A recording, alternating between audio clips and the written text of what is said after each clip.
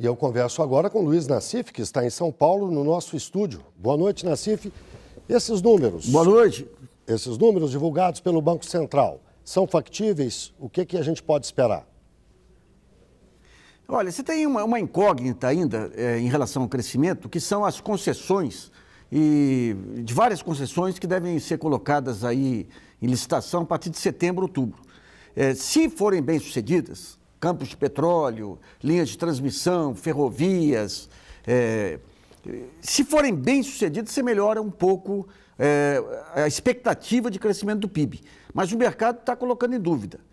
E, no fundo, essa perda de dinamismo do crescimento está ligado aí a essa questão dos investimentos públicos, que são muito travados aí por legislações restritivas, por dificuldades, e os investimentos privados, que também ficaram travados pela falta de definição clara sobre essas concessões.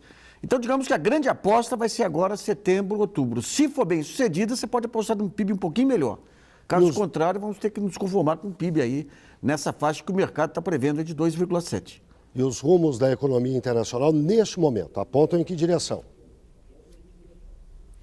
Olha, nós temos o seguinte quadro, a economia americana melhorando um pouco. Melhorando um pouco, você pode ter um pouco mais de esperança com a China. Mas a China ela tá reduzindo aquele ritmo de crescimento e tem um conjunto de endividamentos, problemas com o sistema financeiro.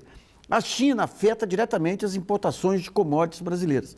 E internamente, você tem a Europa cambaleante, a economia americana começando a recuperar agora, então as nossas exportações elas estão muito fracas, então não contribuem para o PIB, e, por outro lado, a política de câmbio que acaba definindo, digamos, o PIB final.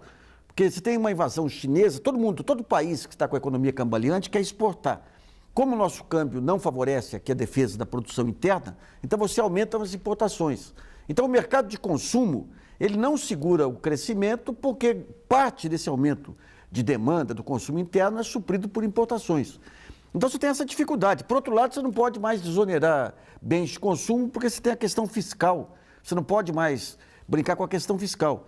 Então o ministro Mantega está se equilibrando aí entre opções, entre metas que são conflitantes, né? Quando ele fala que vai ter que aumentar de novo o IPI e tudo, mas não quer que impacte a inflação, não dá. Você está querendo a quadratura do círculo aí, né? O objetivo, ao elevar um pouco o IPI dos produtos da linha branca, então, é a da questão fiscal, é a arrecadação de impostos. Isso. Você teve muitas isenções, inclusive em folha e tudo. E você teve algumas decisões do Tesouro e da Fazenda de gerar um superávit por formas contábeis, assim, que deixaram o mercado muito com o pé atrás em relação aos números fiscais. Muito pé atrás, porque você fala, pô, você tem desoneração aqui, ali, como é que fica a conta final? Então, aparentemente, essa política de a cada vez que você tinha um PIB menor, você fazer uma desoneração, o governo, prudentemente, houve por bem interromper.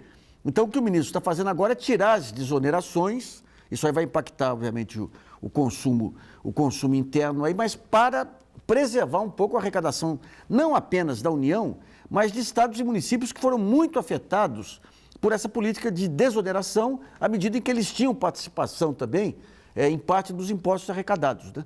Então você tem várias opções que você tem que equilibrar e aparentemente essa questão da era das desonerações chegou ao fim. Muito obrigado, Nassif. Uma boa noite.